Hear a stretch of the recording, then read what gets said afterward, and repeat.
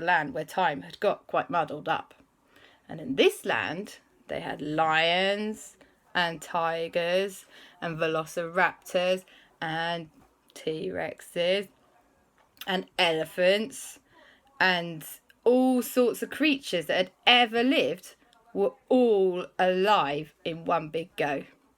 And Alexander and Auntie Lisa and Christopher were like, whoa. And the lions were running around with the velociraptors, and the velociraptors were chasing after the elephants, and the elephants were stomping on the microraptors, and the pteranodons were flying in the sky with the eagles. It was all kinds of crazy. And they were looking around and they were just kind of getting used to the madness of it all when they realised that there were also loads of kinds of people. And there were monkeys, and there were apes, and there were Neanderthal people, and there were the other people whose name I can't remember. They were a different type of human, all staring at them. And they were like, hello. And all the people went, and Alexander and Christopher and Auntie Lisa went, hi. And Alexander said, hello, my name's Alexander, and I like Lego. And Christopher said, hello, my name's Christopher, and I like T-Rex. And Auntie Lisa said, hello, my name's Auntie Lisa, and I like bunny rabbits. And the people went, and they started laughing. Alexander and Auntie Lisa and Christopher were like, well, that's a bit rude. And the people went, oh, oh, oh, oh, oh, oh, oh. And Alexander and Christopher and Auntie Lisa went, I think they're just relieved. Maybe they're trying to introduce themselves. Maybe they thought we were going to hurt them. And the people went, and they came and shook their hands and gave them high fives. And Alexander and Christopher and Auntie Lisa were like, this is so cool. What we need to do is take some photos. So they got out their camera on the iPhones, and they went, and the people, and the monkeys and all the ape-like people went, whoa, and freaked out and ran away. And Alexander and Christopher and Auntie Lisa went, oh no.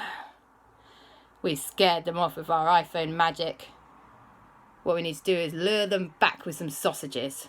So Alexander and Christopher were quite reluctant to give up their sausages that they packed for their lunch, but that's what they did. And they put their sausages out and did them. And then the people came over and were like, ooh, nom, nom, nom, nom, nom. And then there was all big smiles and everybody was happy again. But there was a bit of a problem, which was that Alexander, Christopher and Auntie Lisa were now stuck in the land where no time existed, but everybody was alive all at the same time. And they were like, okay, now what do we do? And oh dear, that T-Rex looks hungry, and so do those velociraptors. And just as they were starting to think about this, they realised that all the predators of all time was staring at them in a very hungry way. There was a T-Rex and he was drooling a big salivary glob. And the lion was, and the velociraptors were like, and eagles even were starting to look at them in a hungry manner. And Alexander and Christopher and Auntie Lisa went, we better get out of here quick, smart. We're gonna be dinner. And the other human people went, ho, ho, ho, ho, ho. And they said, Alexander said, I think they're trying to tell us to go over there. And so Alexander and Christopher and Auntie Lisa started running and running and running and running. And they ran and ran and ran, and the velociraptors were chasing them, and the T-Rex was chasing them, and the lions were chasing them, and the tigers were chasing them. The elephants even joined in for a bit, and then they remembered they don't eat people. Everyone was chasing Alexander and Christopher and Auntie Lisa. And just as they thought they were going to be gobbled up for lunch, they spotted another door in a tree. And they went, oh God, we better try this one quick. So they got the key out again, the key out. They're really terrified at this point. And the velociraptors are coming around. They're like, ugh, and they're all looking at them. And Auntie Lisa quickly went clunk, and the door flung open, and Alexander and Christopher and Auntie Lisa shot through the door at the speed of light, and the door slammed behind them just as a velociraptor's claw started going. Auntie Lisa and Alexander were magicked back to the inside of the tree, and in front of them, next to the pool of lovely, quite nice warm water, was a ladder. It was a crazy big ladder, but it was their best bet of getting out of there in one piece. Alexander said, "Come with me if you want to live." And so Auntie Lisa and Christopher went, "Okay, good plan." And they started climbing up this ladder, and it was the biggest ladder you ever saw. And then, eventually, they made it to the very, very top and back into the room at the top of the tree, in the tree trunk. And just as they arrived there, they bumped into somebody, and that somebody was not impressed at all. And they went, "Oi, what are you doing in my tree?" And Alexander and Auntie Lisa and Christopher didn't really have a very good answer to give to this very angry person who lived inside the tree. And they went, "We're really sorry.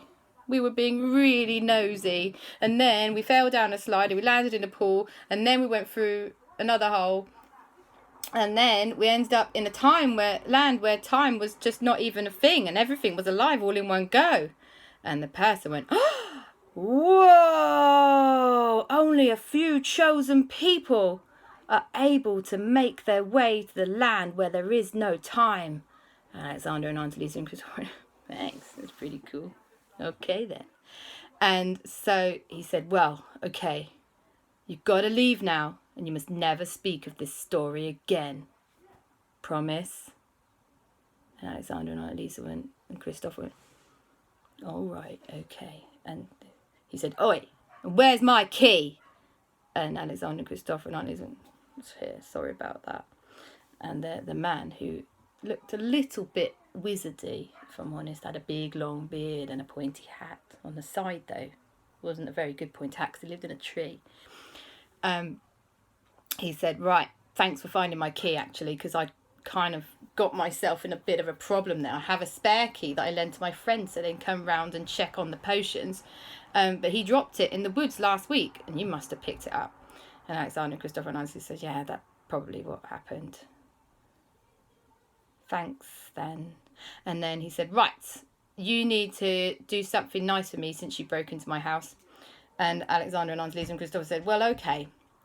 I tell you what, have you ever had ice cream?" And the wizardy guy went, "What's ice cream? I just live in the woods in a tree. We don't have ice cream. What's ice cream?" And Alexander and Christopher and Auntie Lisa went, "Oh, you're in for a treat." So they said, "Come with us." And they took the wizardy guy out of the woods, and they walked and walked and walked and walked until they found an ice cream van, which I'm going to class as the minibus in this story. Okay, so they found this minibus that was an ice cream van, and they bought the wizard guy, whose name was Alf, his first ever ice cream.